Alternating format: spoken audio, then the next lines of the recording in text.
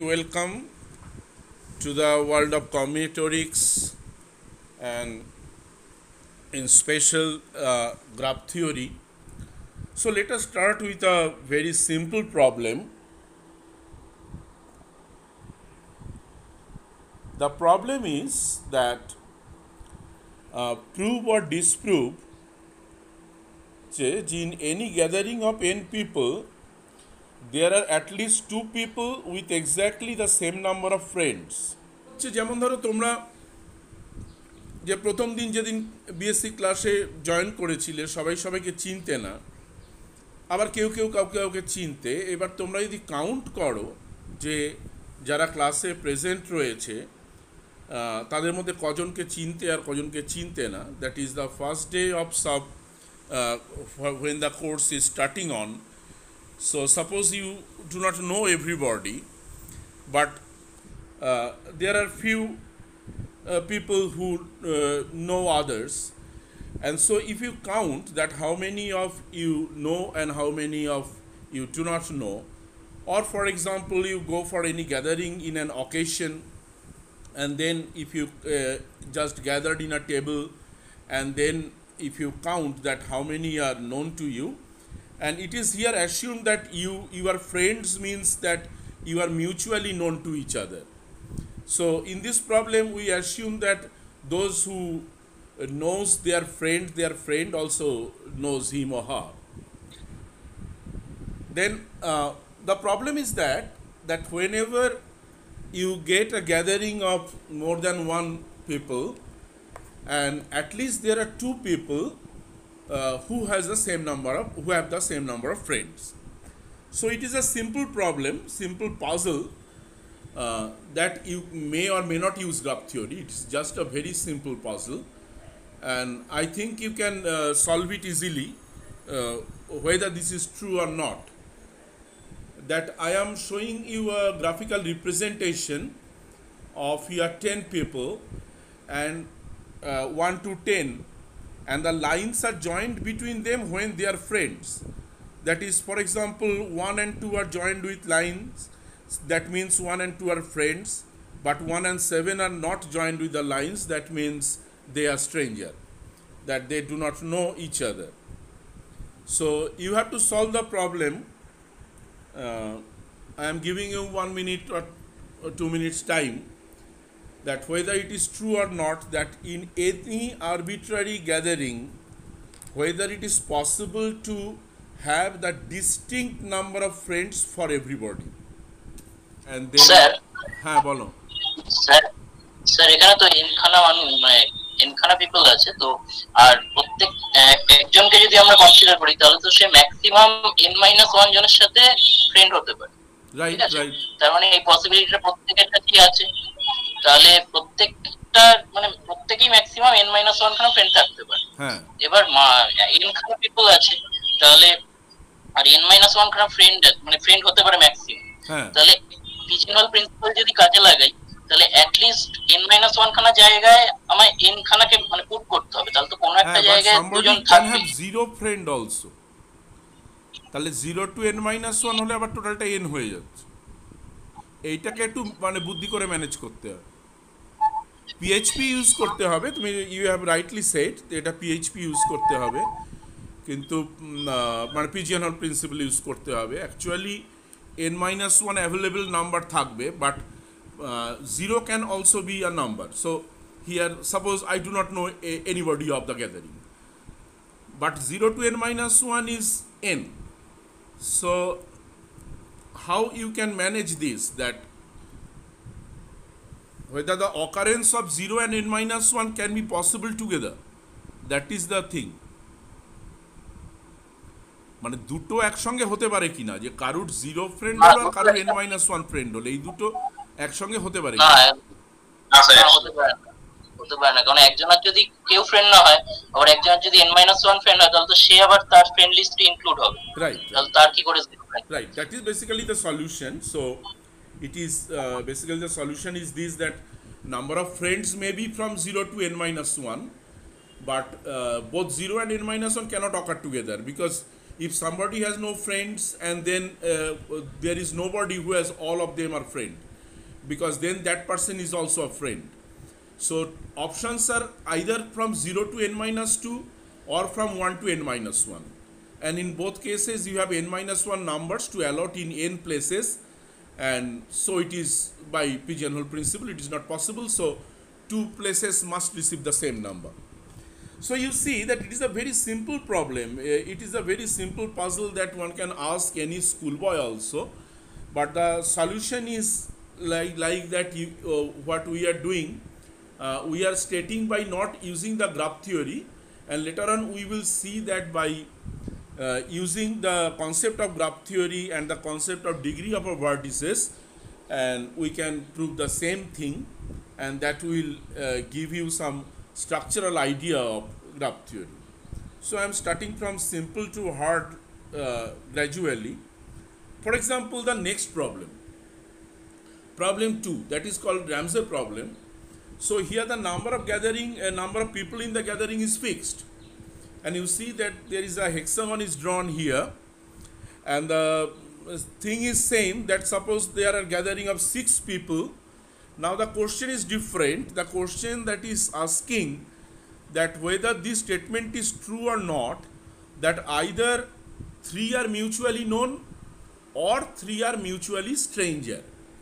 So you see that suppose we color these lines in this way, that joining lines, that when it is black then we are saying that they are known to each other, and when it is red we are saying that they are mutually stranger. So the question is here, you see that it is a hexagon that is of 6 points, and every 2 points, that is every pair of points, are joined by lines. Some lines are black and some lines are red, and geometrically speaking, that the statement says that either there is a black triangle or there is a red triangle. So I can put the question geometrically in this way, that if you draw a hexagon and you join all the chords here, and then you color bicolor the chords by 2 colors, black or red, and then the question is that whether you are getting always either a black triangle or a red triangle. Again, I am giving you to this is again a very simple solution. You can just take it a puzzle. যে আমি আবার বাংলায় পুরোটা বলে দিচ্ছি, যে এখানে আমরা 6টা পয়েন্ট নিয়েছি, 6 জন মানুষ আছে যারা মিউচুয়ালি নোন, তাদের লাইনটা কালো দিয়ে আঁকা, যারা মিউচুয়ালি স্ট্রেঞ্জার তাদের লাইনটা লাল দিয়ে আঁকা। এবারে কোশ্চেনটা হচ্ছে যে আমি সবকটা এখানে লাইন দেখো, মোট কটা লাইন হবে? 6টা পয়েন্ট আছে, তাহলে মোট কটা লাইন হবে?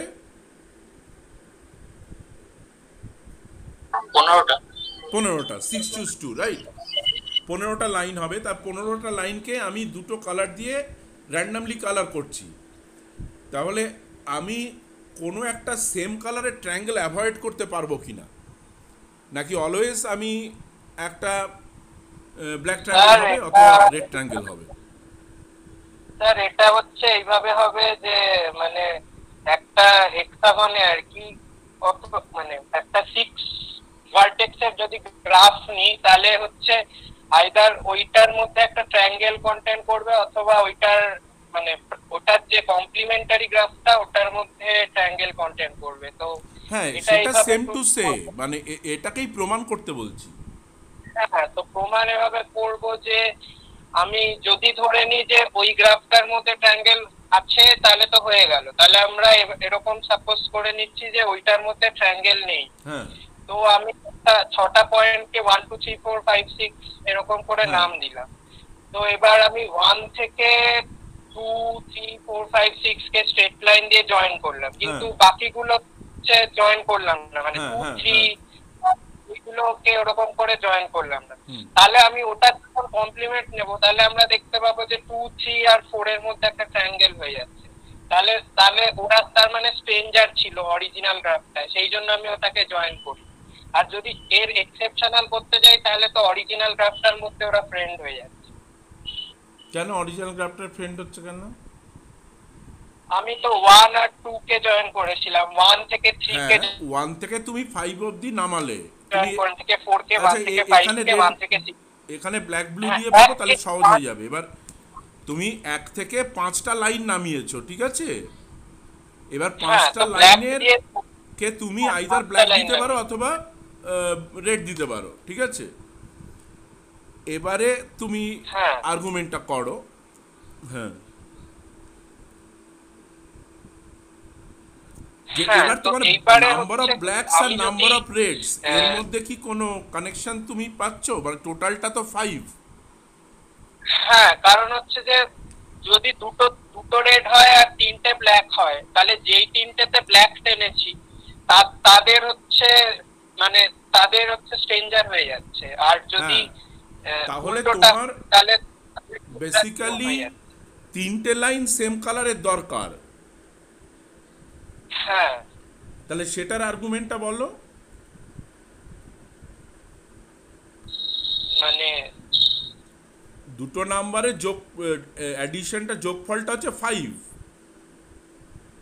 তাহলে নাম্বারগুলো হ্যাঁ,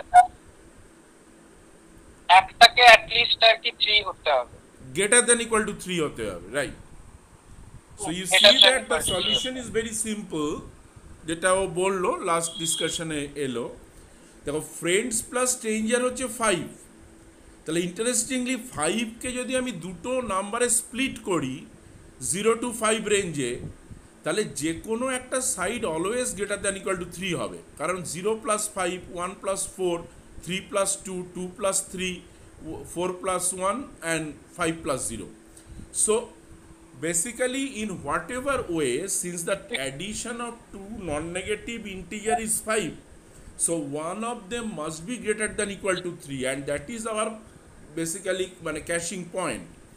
So now as he said, we just argue now in this way. Suppose black lines are greater than equal to 3, and then if black lines are greater than equal to 3, if any two of them, এখানে আমি আরেকটু বড় করছি, দেখো এখানে you তার 3টে নেবার ধরো এক্স ওয়াই জেড।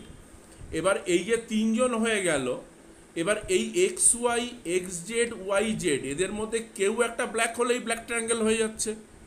আর যদি 3টের কেউই ব্ল্যাক না হয় তাহলে 3টেই রেড হবে, তাহলে সেখানে একটা রেড ট্রায়াঙ্গেল হয়ে যাচ্ছে। বোঝা যাচ্ছে না? আমি আবার রিপিট করব। এখানে দেখো ফ্রেন্ডস প্লাস স্ট্রেঞ্জার হচ্ছে 5, কারণ টোটাল 6জন মানুষ। তাহলে আমার 0 ফ্রেন্ড থাকতে পারে, আমার 5টা ফ্রেন্ড থাকতে পারে, আমি বাদ দিয়ে হবে সব। এবার তাহলে যেহেতু দুটো নাম্বার, দুটো নন নেগেটিভ ইন্টিজারের যোগফল 5, তাহলে 5কে তুমি যেভাবেই ভাবো 0 plus 5, 1 plus 4, 2 plus 3, 3 plus 2, 4 plus 1, 5 plus 0, যেভাবেই ভাঙো তোমার যে কোনো একটা গ্রেটার দ্যান ইকুয়াল টু 3 হবে। এবার ধরা যাক friends greater than equal to 3, তাহলে তোমার ওই পয়েন্টটা থেকে 3টে ব্ল্যাক লাইন নেমে গেল। এবার এই যে এক্স ওয়াই জেড এদের মধ্যে যদি ওয়াই আর জেডে ব্ল্যাক লাইন থাকে তাহলে ট্রায়াঙ্গেল হয়ে যাবে, x Y A black line থাকলে ট্রায়াঙ্গেল হয়ে যাবে, এক্স জেডে ব্ল্যাক লাইন থাকলে ট্রায়াঙ্গেল হয়ে যাবে। আর যদি কারুর মধ্যেই ব্ল্যাক লাইন না থাকে তাহলে 3টেই রেড হয়ে যাবে, তাহলে ওখানে 3জনে মিলে একটা ট্রায়াঙ্গেল ফর্ম করে দিচ্ছে। এবার এই যে এটা আমি এটার ইন্টারেস্টিংলি যে এটার প্রুফটা এত ইজি হওয়ার সত্ত্বেও এখান থেকে প্রচণ্ড ডিফিকাল্ট একটা আনসলভ প্রবলেম জেনারেট করছে, সে কথাটাই আমি আসছি। ইন্টারেস্টিংলি এই যে প্রবলেমটা, এই প্রবলেমটার মানে ইমপ্লিকেশন খুব গভীর। It is very deep problem. প্রবলেমটা যদি আমরা জেনারেলাইজ করি, মানে এই যে 3-3 করলাম, যে 3টে ভার্টেক্স নিজেদের মধ্যে জয়েন্ট, তখন আমরা বলছি ট্রায়াঙ্গেল। তাহলে এই যেটা রেড ট্রায়াঙ্গেল আর এই ব্ল্যাক ট্রায়াঙ্গেল সার্চ করলাম, এবং দেখো আমি যদি এখানে আচ্ছা তোমাদের সবাই খাতা পেন আনতে বলেছিলাম, এনেছো নিশ্চয়ই। আচ্ছা তোমরা সবাই একটা করো, মানে 5টা পয়েন্ট নাও। 5টা পয়েন্ট নিয়ে দেখো, আমি তোমাদের দেখাচ্ছি, আমি তাহলে লাইন ড্রটা দিয়ে দেখাচ্ছি। দেখো 5টা পয়েন্ট নিলে, আমরা যদি 5টা পয়েন্ট নিই, ধরো এখানে 1, 2, 3, 4, 5, 5টা পয়েন্ট নিলাম। এবার তুমি দেখো আমি একটা কনস্ট্রাকশন ড্র করতে পারি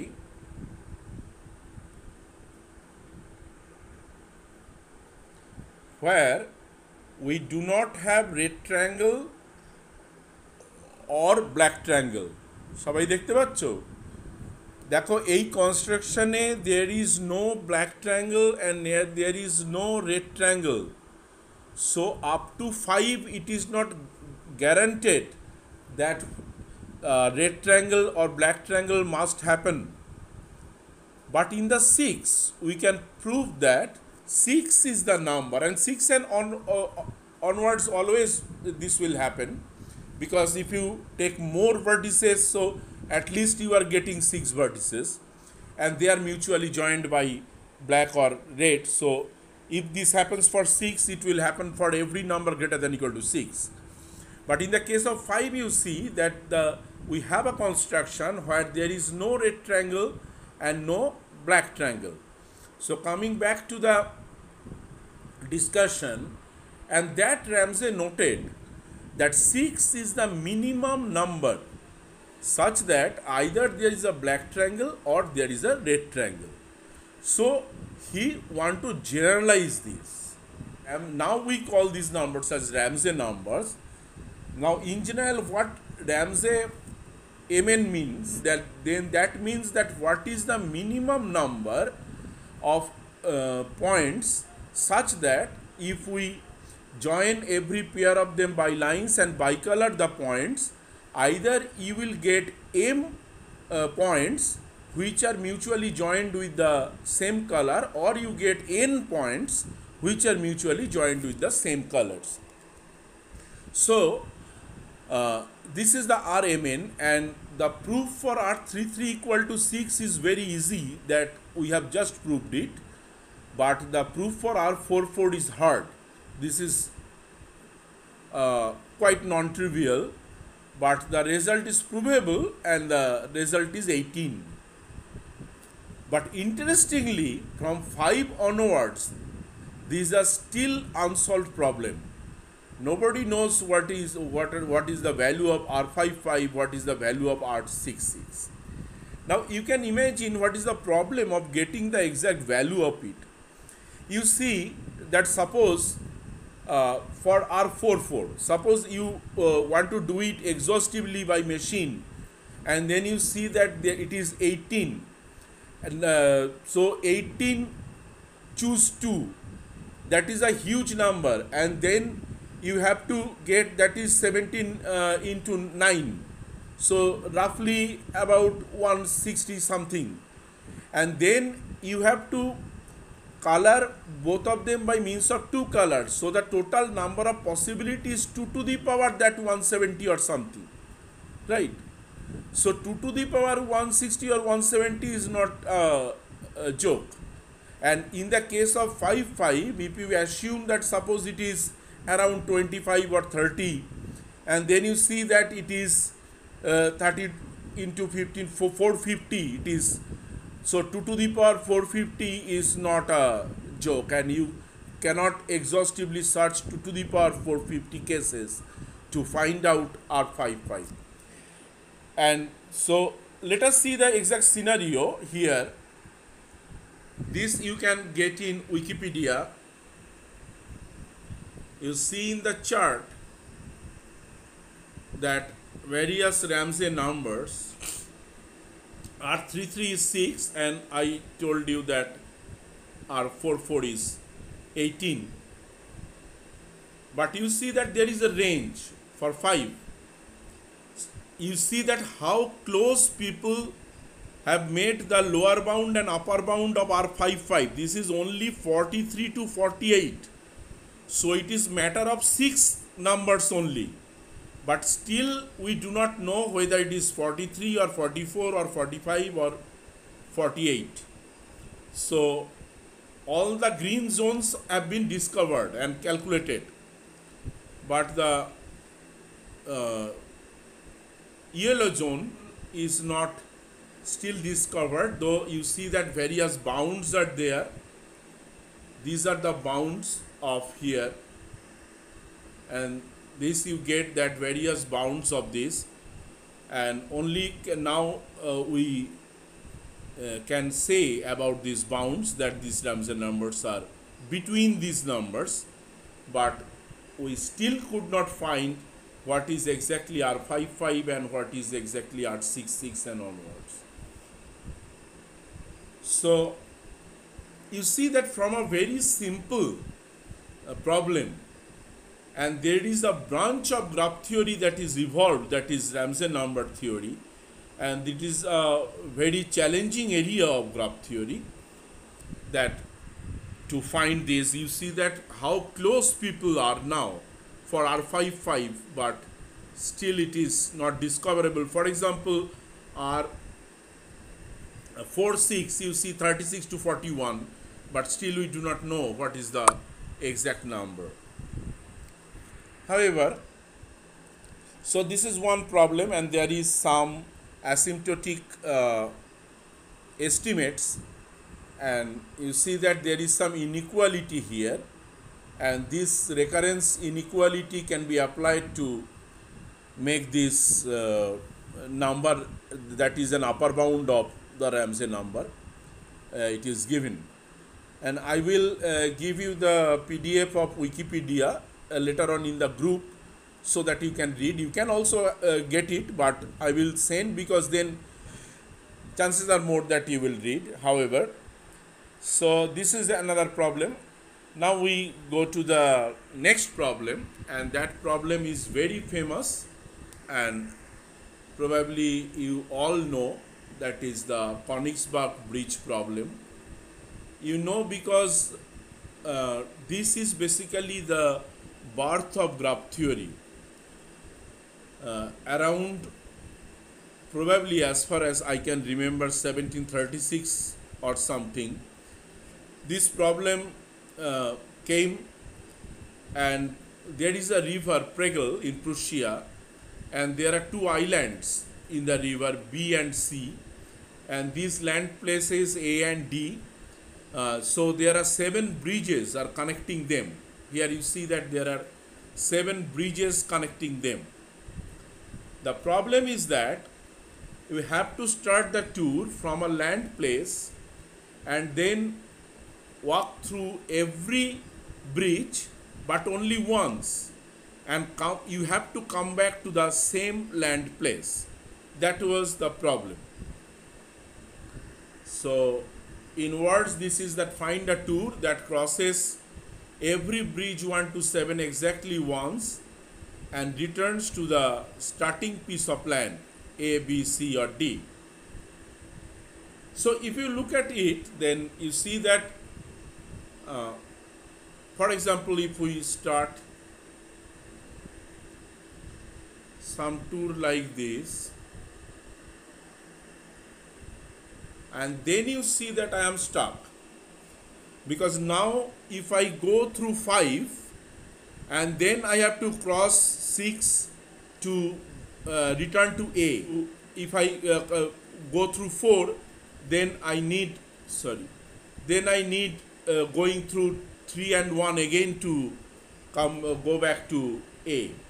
So this is just one drawing. Now I am not spending much more time, because already we spend many times, so the class will become slow. Actually, there is no solution of it if you try and try again, and at that time it was a favorite problem in the beer pubs that was situated in the riverside to solve this problem, and ultimately Euler rescued them, and to prove that this is not possible. And so in 1736 Euler proves the impossibility of this tour, and not only that, he found the necessary and sufficient condition for having a solution to the similar problem, and he got that number of bridges from every piece to another that must be even. That is, if you represent through a graph, then from every point that we will call vertices, the number of lines that we will call edges, and this number of line we will be called degrees, that degrees must be even. Here interestingly you see that all the degrees are odd, For C it is 3, for A it is 3, D it is 3 and B it is 5. So none of them are even, but Euler proved that all of them should be even, and then the solution is there. For example, if we join two more lines, say A to D and say B and C another line, then you see now the degrees are all even. A has 4, D has 4, B has 6, C has 4, and then you see that you can easily make a tour A to D, and then then go to B and come back, and then you go to C and go to B and come back, and then you again return to A and go to B and come back, and so you ultimately can reach the same place, and by crossing every lines only once, and when these degrees are even, and that we will study or prove as a theorem. And under his name, that is under the name of Euler, these graphs are called Eulerian graphs. And as from the Ramsey problem a new branch of graph theory evolved, here also you see that from this simple puzzle completely a new branch of graph theory evolved, that is called the Eulerian graphs, and the study of the Eulerian graphs began from this journey. The next interesting problem is the Hamiltonian problem that you can I will ask you to solve again. The problem is that it is a similar kind of structure. You see, it is basically a dodecahedron flattened in a plane.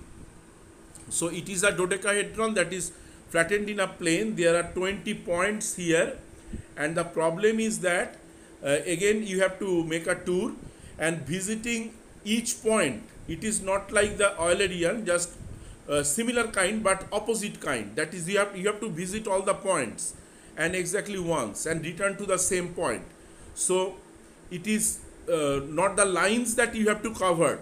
All the lines you don't have to cover. You have to cover only all the points. So I am giving you 1 minute or 2 minutes time to make some 1, 2, 3, 4 some numbering, so that you can make the tour covering every point but only once and return to the same point. That problem was first described by Hamilton, and he wanted to make it a game, that is a commercial game. He wanted to make this puzzle a commercial game, but this was not a success because the solution is very easy. I think in 1 or 2 minutes time you can easily get the tour here. Like Eulerian problem was unsolved, but it is easily solvable. You just start numbering 1, 2, 3, 4 up to 20, and 20 should be such so that 20 is adjacent to 1, so that there will be line between 20 and 1, so that you can come back to 1. Top থেকে আমরা যদি তোমার clockwise move করি 1, 2, 3, 4, 5, তারপরে আবার একটা নেমে এসে আবার অ্যান্টি ক্লকওয়াইজ মুভ করলাম 6, 7, 8, 9, 10, 11, 13, ওইখানে আমি থেমে গেলাম, এটাই গেলাম না, যাতে আমি ওখানে ব্যাক করব। আবার একটা নেমে 14, 15, 16 করে ওই 18 করলে এবার 19, 20 দিয়ে ঢুকে দেওয়া যাবে। However, this solution is not unique. You may have another solution also.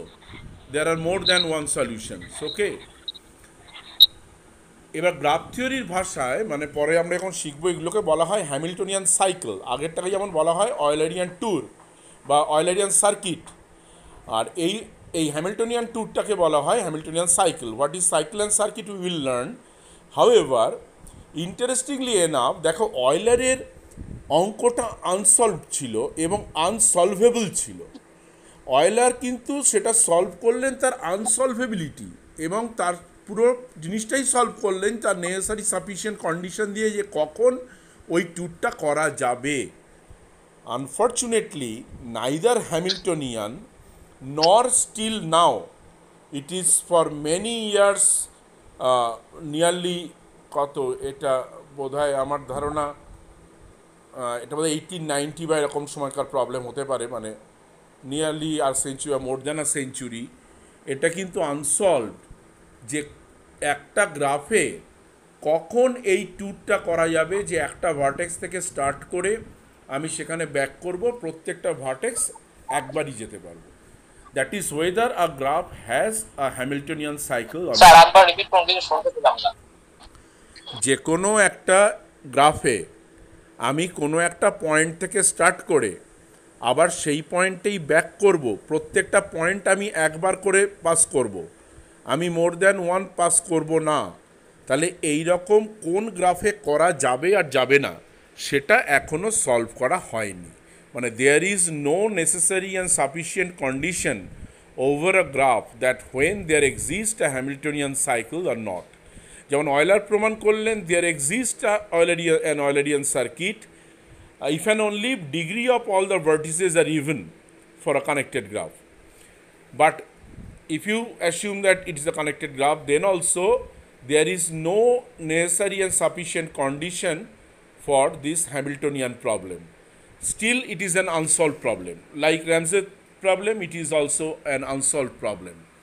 এবং এই প্রবলেমটা থেকেই খুব ফেমাস বা ইনফেমাস বলতে পারো, মানে অ্যালগরিদমের একটা প্রবলেম যেটা তোমরা খুব শোনা কথা, সেটা হচ্ছে ট্রাভেলিং সেলসম্যান প্রবলেম। সেখানে এর সঙ্গে আমি যদি প্রত্যেকটা এজের আবার কিছু কস্ট জুড়ে দিই, যে তুমি একজন সেলসম্যান, এবার তুমি ধরো তুমি মেডিকেল ওষুধ দিচ্ছ, এবার তুমি এরকম 20টা দোকানে ওষুধ দেবে, তাহলে তুমি একটা দোকানে দুবার যেতে চাইবে না। আর এবার প্রত্যেকটা দোকান থেকে দোকানে যে আবার আমি যদি তোমার একটা অটো ভাড়া বা বাইকের তেল ভাড়া এরকম একটা কিছু দিয়ে দিই, মানে খরচ, যে তোমার 1 থেকে 2 যেতে 5 টাকা খরচ, 2 থেকে 3 যেতে 10 টাকা খরচ, তাহলে তোমার পাথটা কি হবে যাতে মিনিমাম কস্টে তুমি sorry all the shops cover করতে পারবে। That is called the travelling salesman problem, and still there is no such algorithm to solve this problem. কারণ এটা ডিম্যান্ড করছে একটা হ্যামিল্টনিয়ান সাইকেল, এবং এটা ওয়েটেড হ্যামিল্টনিয়ান সাইকেল, আর একটু ডিফিকাল্ট প্রবলেম, যে প্রত্যেকটা আবার ওয়েট দেওয়া আছে, সেই কস্টটাকে তুমি মিনিমাম করতে চাইছো। অনলি হ্যামিল্টনিয়ান সাইকেলে আমি বলতে পারি যে প্রত্যেকটা ওয়েট 1। যাই হোক, এইভাবে হ্যামিল্টনিয়ানের প্রবলেম থেকে দেখো আরেকটা গ্রাফ থিওরি ব্রাঞ্চ তৈরি হয়ে গেল, হ্যামিল্টনিয়ান গ্রাফ। এবং এই হ্যামিল্টনিয়ান গ্রাফ নিয়ে প্রচুর মানে থিওরেম, প্রচুর চিন্তা ভাবনা, নানা রকম থিওরি, এর নানা রকম ভ্যারিয়েশন নিয়ে থিওরি তৈরি হয়ে যাওয়া, মানে একটা পুরো whole full fledged branch of area রিসার্চের তৈরি হয়ে গেল হ্যামিল্টনিয়ান গ্রাফ নিয়ে। এবং একটা গ্রাফ যদি হ্যামিল্টনিয়ান হয় তার অনেকগুলো অ্যাডভান্টেজ হয়ে যায়, কারণ গ্রাফের প্রত্যেকটা এলিমেন্ট একটা সাইকেলে সাজানো থাকে, সেটা দিয়ে আমরা অনেক গ্রাফের অনেক প্যারামিটার খুব সহজে বার করতে পারি। ফলে একটা গ্রাফ হ্যামিল্টনিয়ান কি না সেটা খুব ইম্পর্টেন্ট আর কি গ্রাফ থিওরিস্টদের কাছে। However, there are some necessary conditions, there are some sufficient conditions, those we will read in the course. কিন্তু দেখো এখানেও একটা পাজল থেকে, একটা প্রবলেম থেকে একটা ব্রাঞ্চ ইভলভ হয়ে যাচ্ছে, এবং সেটা গ্রাফ থিওরির একটা জায়গা তৈরি করছে। The last but not the least যে প্রবলেমে আমি অবশ্যই আসতে চাই, যেটা বহু বছর ধরে তোমার এই দেখো 1850 থেকে 125 বছর মতন এটা আনসলভ ছিল, এই প্রবলেমটা যেটাকে বলা হয় 4 কালার প্রবলেম। এই প্রবলেমটা শুরু হয়েছিল কি, যে একটা বাচ্চা, তার নাম ছিল ফ্রান্সিস গাথরি, ও ইংল্যান্ডের ম্যাপগুলো কালার করছিল। আমরা যেমন ছোটোবেলায় ম্যাপ কালারিং করি, তা ও ম্যাপগুলো কালারিং করছিল। এবার কালারিং করতে গিয়ে দেখছে কি, যে এবার আমরা কি করি, সবসময় পার্শ্ববর্তী দেশগুলো, that is the neighbouring countries, we want to colour by different colours just to distinguish them. So he tried in this way, but he found that after some trial, every time he can do it by 4 colors only. Say suppose red, blue, yellow, green, and then he tried to color the map of Scotland and Ireland also, and found the same. Then over the atlas he tried many countries coloring the maps and found the same, that 4 colors are needed. Sometimes it becomes challenging, but ultimately he overcame the situation and 4 colors he could color. So he told this problem to his brother Frederick Guthrie, and Frederick Guthrie then was a PhD student of De Morgan. তোমরা সবাই De Morgan's law পড়েছো, আমরা সবাই set theory De Morgan's law পড়েছি। সেই ডিমর্গ্যানের কাছে তখন Friedrich ওর দাদা পিএইচডি করছে, তা দাদাকে প্রবলেমটা বলে এবং দাদা গিয়ে তার মাস্টারমশাই ডিমর্গানকেও বলে, এবং ডিমর্গান অনেকের মতোই প্রথমে প্রবলেমটাকে খুব ট্রিভিয়াল মনে করেন, কিন্তু কয়েকদিন যেতে না যেতেই তিনি বুঝতে পারেন গল্প খুবই গম্ভীর, এবং উনি তখন এই প্রবলেমটা কেলিকে পাস করেন, এবং কেলি ফার্স্ট এই তোমার 1878-এ প্রবলেমটা একটা জার্নালে, bulletin of American mathematical society সম্ভবত, সেখানে উনি এটা পাবলিশ করে দেন একটা ওপেন প্রবলেম হিসাবে। Immediately after that 1879 Kempe mathematician who came with a solution of it, কিন্তু আলটিমেটলি তখন সবাই ভাবে বাহ জিনিসটা সলভ হয়ে গেছে, কিন্তু তার 11 বছর পরে 1890-তে হিউড প্রুফ করেন there is a mistake in the solution, an error, হয়নি, প্রমাণটা একটা ভুল আছে, এবং তিনি অথচ কেম্পের মানে প্রুফের লাইন ধরেই তিনি 5টা কালারের জন্য প্রমাণ করে দিতে পারেন। আমরা পরে দেখবো যখন পড়বো 6টা কালারের জন্য প্রমাণ করাটা ট্রিভিয়াল, আর 5টা কালারের জন্য আমরা হিউডের মেথডটাও পড়তে পারি, আর আরও অন্য মেথড আছে সেগুলো আমি বলবো, যে প্রুফ করার যে 5টা কালার দিয়ে তুমি কালার করে ফেলতে পারবে, এটা অলওয়েজ প্রুফ করা যায়। প্রবলেমটা কি আমরা এই ম্যাপটায় দেখি, দেখো এই যে পাশাপাশি নেবারিং কান্ট্রিগুলো আমি কালার করছি, ডিফারেন্ট কালার দিচ্ছি, এটা আমি যত ইচ্ছে কালার যদি ইউজ করতে পারতাম তাহলে আমার কাছে কিছু ব্যাপারই থাকতো না, আমি এগুলোকে সব ডিফারেন্ট কালার করতাম, কিন্তু এই কালারটা আমি কি করছি, এই কালারটা আমি চেষ্টা করছি minimising the number of colours, এবং আমি এখানে দেখছি এখানে I can use only 4 colours যে টু কালার দ্য ম্যাপ। এবার এটার সঙ্গে গ্রাফের সম্পর্ক কী? গ্রাফের সম্পর্ক হচ্ছে যে তুমি যদি প্রত্যেকটা কান্ট্রিকে একটা ভার্টেক্স বলে মনে করো, মানে একটা পয়েন্ট বলে মনে করো, and 2 countries if they are neighbouring, তাহলে তুমি একটা লাইন দিয়ে জয়েন করো, then you will get a graph. এবার এই গ্রাফটাকে আমরা পরে পড়বো একটা special term, the graph is called a planar graph. Planar graph মানে কি, যে গ্রাফটাকে তুমি এমনভাবে আঁকতে পারো যাতে কোনো একটা লাইন, মানে যেগুলোকে আমরা এজ বলছি, আরেকজনের সঙ্গে ক্রসিং না হয়। যেমন ধরো আমি ওই আবার লাইন ড্রতে একটা এক্সাম্পল দিই, যেমন ধরো আমি যদি এই গ্রাফটা আঁকি, একটা 4 ভার্টেক্স গ্রাফ আঁকছি, দেখো এখানে 4টে ভার্টেক্স, কিন্তু এই যে দুটো এজ 1, 3 আর 2, 4 দুজনে দুজনকে ক্রস করে গেছে, কিন্তু এই ক্রস না করেও এই গ্রাফটা আমি আঁকতে পারি। আমি যদি এই এজটা মুছে দিই, কারণ গ্রাফ থিওরিতে আমাকে কেউ দিব্যিদায় নিয়ে স্ট্রেট লাইন দিয়েই আঁকতে হবে, যদিও এই গ্রাফটা আমি স্ট্রেট লাইন দিয়ে একে দেখাবো। দেখো আমি যদি এজটা এদিক থেকে এদিকে নিয়ে আসি তাহলে আর কোনো ক্রসিং হলো না। এই ড্রয়িংটাকে বলে প্লেনার ড্রয়িং, যে প্লেনে তুমি এমনভাবে আঁকতে পারবে যাতে ভার্টেক্স ছাড়া এজগুলো কোথাও মিট করবে না, তাহলে এটাকে বলে প্লেনার ড্রয়িং। এবার যে গ্রাফে প্লেনার ড্রয়িং করা যায় তাকে বলা হয় প্লেনার গ্রাফ।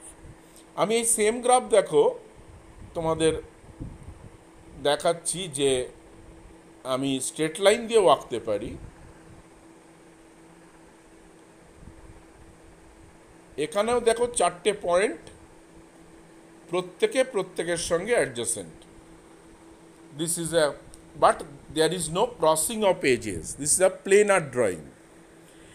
এবার এই যে প্লেনার ড্রয়িংটা আমি করলাম, এবার প্রশ্ন হচ্ছে যে এবার আমি এইগুলোকে কালার করতে চাই, এই ভার্টেক্সগুলোকে কালার করতে চাই, যে এটাকে আমি ধরো এরকম, ঠিক আছে, এটাকে আমি রেড কালার করলাম, কি ধরো ব্লু কালার করলাম, তারপরে এটা সরিয়ে দিই একটু,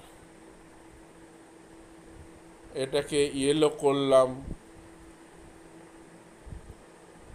আর এটাকে গ্রিন করলাম। এখানে দেখো নেবারিং কান্ট্রিতে আমি আলাদা কালার করব। তারপর এখানে প্রবলেমটা কি, যে আমার একটা প্লেনার গ্রাফ আছে, ভার্টেক্সগুলোকে এমন করে কালার করতে হবে যাতে যে কোনো দুটো ভার্টেক্স যদি ওদের মাঝখানে লাইন থাকে তাহলে তারা আলাদা কালার দিয়ে কালার করতে হবে। এটা হচ্ছে প্রবলেমটা। যেমন দেখো আমি যদি অন্য একটা নিই গ্রাফ, সরি, আমি যদি ধরো এরম সিম্পলি একটা 4 ভার্টেক্স গ্রাফ নিলাম। তা এখানে দেখো আমি ইচ্ছে করলে এই যে রেড দিয়ে এদের দুজনকেই কালার করতে পারি, আর ব্লু দিয়ে এদের দুজনকে কালার করতে পারি, কারণ এদের দুজনের মধ্যে কোনো এজ নেই, 1 আর 3-র মধ্যে কোনো এজ নেই। So I can put the same colour for 1 and 3। আর 2 আর 4-এর মধ্যে কোনো এজ নেই, so I can put the same colour for 2 and 4। So it call vertex colouring. The problem হচ্ছে যে কোনো প্লেনার গ্রাফ থিওরেমটা এটা, যে কোনো প্লেনার গ্রাফকে 4টে কালার দিয়ে কালারিং করা যাবে ভার্টেক্সগুলো এমনভাবে যে দুটো ভার্টেক্স যদি তাদের মধ্যে লাইন থাকে তাহলে তারা ডিফারেন্ট কালার হবে। That was the problem basically. Now I am going back to the theorem. তা ম্যাপটাকে আমরা এইভাবে অ্যাকচুয়ালি প্লেনে এমবেড করছি। তোমরা জানো যে টপোলজিক্যালি স্ফিয়ার অ্যান্ড প্লেনস আর হোমিওমরফিক, ফলে তুমি যদি পুরোটাকে ওই নর্থ পোল পাংচার করে স্প্রেড করে দাও তাহলে ওটা প্লেন শিট হয়ে যাবে। তার ফলে তুমি প্লেনে ম্যাপ আঁকা আর ওই মানে পৃথিবীর উপরে ম্যাপ আঁকাটা সেম। মানে তুমি যদি ভাবো একটা বিরাট দৈত্য ব্রাশ দিয়ে আমাদের কান্ট্রিগুলো কালার করছে, দ্যাট ইজ দ্য সেম। ফলে colouring of maps in the globe and the planar graphs vertex colouring are same. এবার পয়েন্টটা থিওরেমটা হয়ে গেল whether the minimum number of colors is 4 or not for vertex coloring of planar graph, so that no two adjacent vertices receive the same color. তো এরকম চলতে চলতে যাই হোক আলটিমেটলি 1976-এ একটা বিপ্লব ঘটলো। সেটা হচ্ছে ওই ইউনিভার্সিটি অফ ইলিনয় অ্যাট আর্বানা-শ্যাম্পেনে দুজন ম্যাথমেটিশিয়ান আপেল অ্যান্ড হাকেন, তারা করলেন কি, এখন এতদিন এবার ট্রায়ালগুলো কি হচ্ছিল দেখো। ট্রায়ালগুলো হচ্ছিল কি, আমি ধরো এটা বিশ্বাস করলাম না, আমি মনে করলাম তখনও অবধি এটা 4 কালার কনজেকচার। এবার আমি এটা বিশ্বাস করলাম না, আমি বললাম যে না এরকম প্লেনার গ্রাফ আছে, এটাকে 4টে দিয়ে কালার করা যায় না।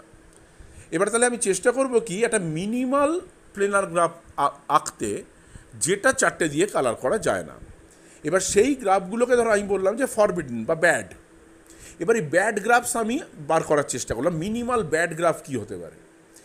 করতে করতে করতে করতে এই আপেল অ্যান্ড হাকেন একটার সময় একটা ফাইনাইট নাম্বার অফ ব্যাড গ্রাফসে মানে উপনীত হলো আর কি, মানে তারা পেলো নাম্বারটা সম্ভবত 1936 অর সামথিং লাইক দ্যাট।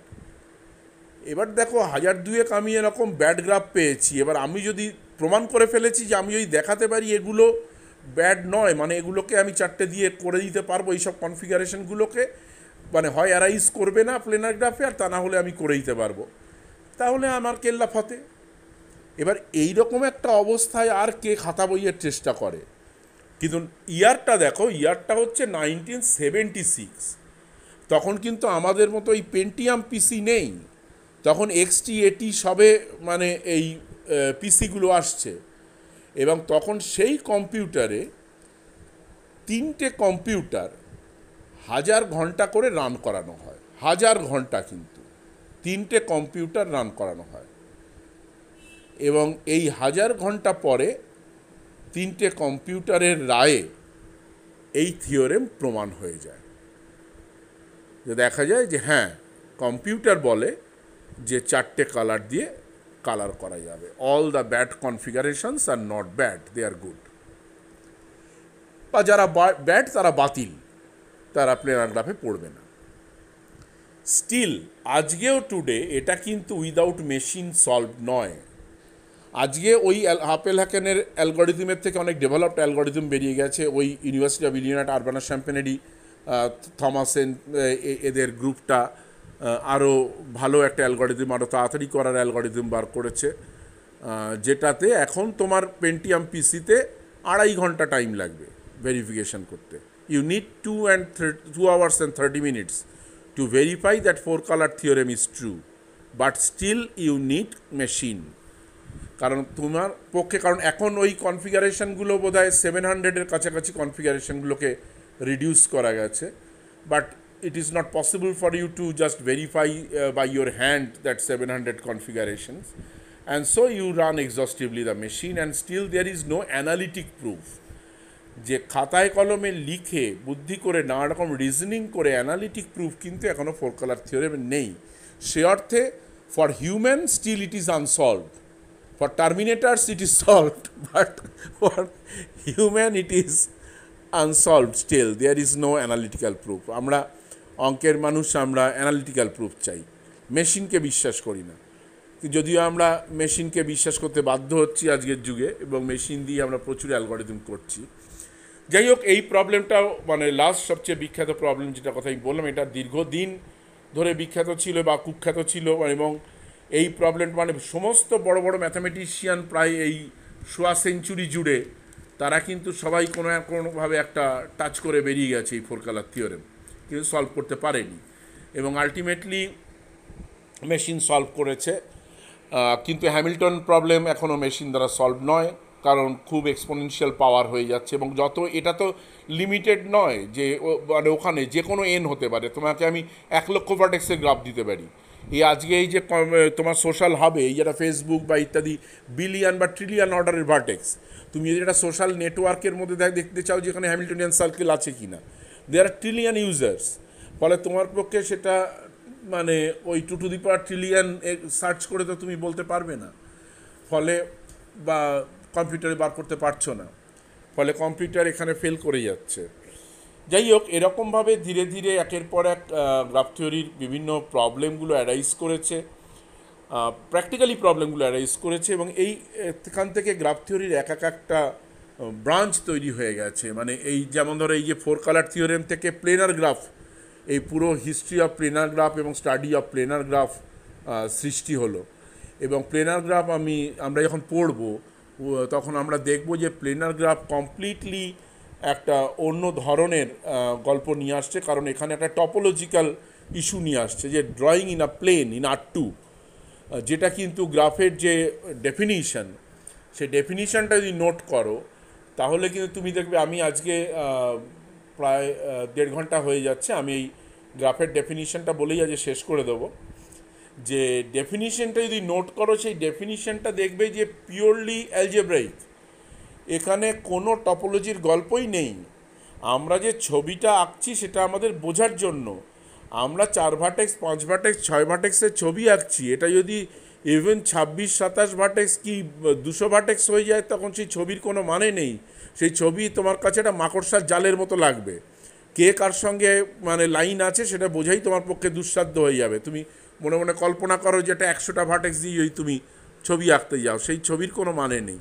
ফলে it is completely algebraic, either you represent is a matrix form or you represent in the other way. তুমি দেখবে যে এটা কমপ্লিটলি একটা অ্যালজেব্রাইক রিপ্রেজেন্টেশন অফ গ্রাফ, এটার মধ্যে টপোলজিক্যাল বা ড্রয়িং কিছু নেই। ড্রয়িংটা আমরা করছি আমাদের বোঝার সুবিধের জন্য, যদি এই ড্রয়িং আমাদের প্রচুর ভিজুয়ালাইজেশন দিয়েছে, এবং যে কারণে আমি এটাকে বললাম এটা ফার্স্ট কভার পেজে যে দিস আ ভিজুয়াল কম্বিনেটোরিক্স, কারণ এই চোখে যে আমরা এখানে দেখতে পাচ্ছি, আমি তোমাদের ছোটোবেলায় পড়ানোর সময় বলতাম যে হয়তো ফার্স্ট ইয়ারে যে অঙ্কটাকে দেখতে পেতে হবে, চোখে দেখতে পেতে হবে, এখন এখানে আমরা দেখতে পাচ্ছি স্মল গ্রাফসগুলো দেখতে পাচ্ছি, তারা বিগ গ্রাফসে অনেক পার্টস দেখতে পাচ্ছি, এবং দেখাটাই আমাদের কাছে কিন্তু অনেক জিনিসের জন্ম দিচ্ছে। এই প্লেনার গ্রাফে আমরা দেখতে পাচ্ছি যে ক্রসিংয়ের ব্যাপারটা, হ্যামিল্টনিয়ান গ্রাফে আমরা দেখতে পাচ্ছি যে একটা টোটাল সাইকেল তৈরি হচ্ছে কিনা, এই দেখাটার উপর নির্ভর করে গ্রাফ থিওরিতে অনেক কিছু ডেভেলপ করেছে। So it is basically a visual journey.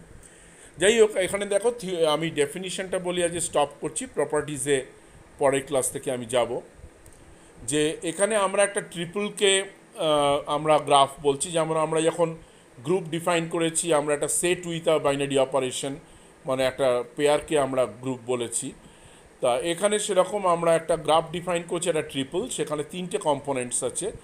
একটা হচ্ছে ভি সেট, এটা আমরা জেনারেলি নন এমটি ধরে নিচ্ছি, খুব রেয়ারলি কেউ এমটি ধরে, কিন্তু সেই এমটি ধরার কোনো মানে নেই, কারণ ভার্টেক্স সেটটা যদি এমটি হয়, এভরিথিং ইজ এমটি, সেই হার্স্টাইনের কথা আরেকবার বলতে হয়, then the total discussion is empty as well. So if the set is void, then the total discussion is void as well. যাই হোক, তো এখানে ভিটাকে আমরা নন এমটি ধরে নিচ্ছি, এবং যেটাকে আমরা বলছি সেট অফ ভার্টেক্স, আর ইটা হচ্ছে সেট অফ এজেস, এটা এমটিও হতে পারে, সেইটাকে আমরা বলছি সেট অফ এজেস। এবারে আমি কানেকশনটা নিয়ে আসছি ভার্টেক্স আর এজের মধ্যে, যেখানে একটা ফাংশন, এটাকে আমি একটু বড় করছি,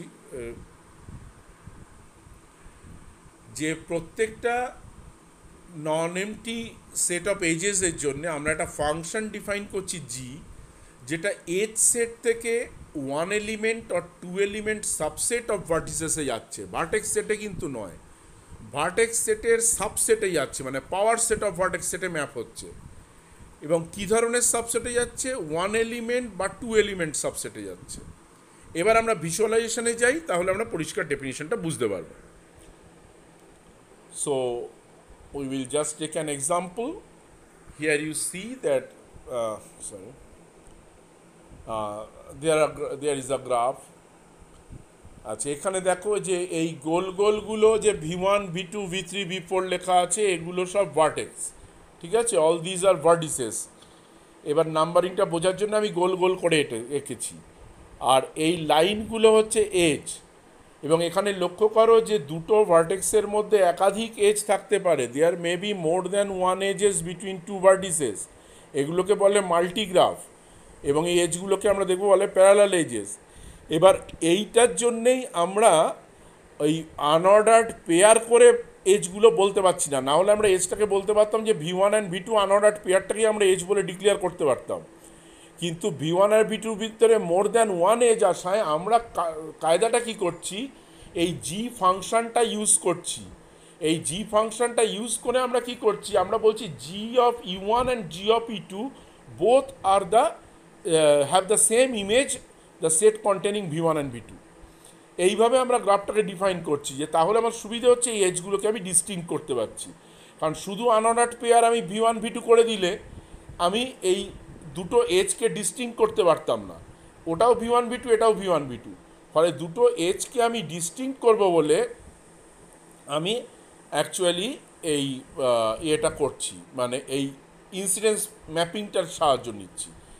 আর যেখানে এবার এখানে দেখো, এখানে একটা ভার্টেক্স থেকে একটাই এজ বেরিয়ে আবার ওখানে এসছে, এগুলোকে বলে লুপ। এবার এইটা তোমার সিঙ্গল সেটে, সিঙ্গলটন সেটে ম্যাপ হবে। ফলে এই E4 এর ম্যাপটা এই জিতে, E4 এর ম্যাপটা হবে এই সিঙ্গলটন সেটে। দেখো GE4 ইজ সিঙ্গলটন সেট V6। ফলে যেখানে যে ভার্টেক্সে তোমার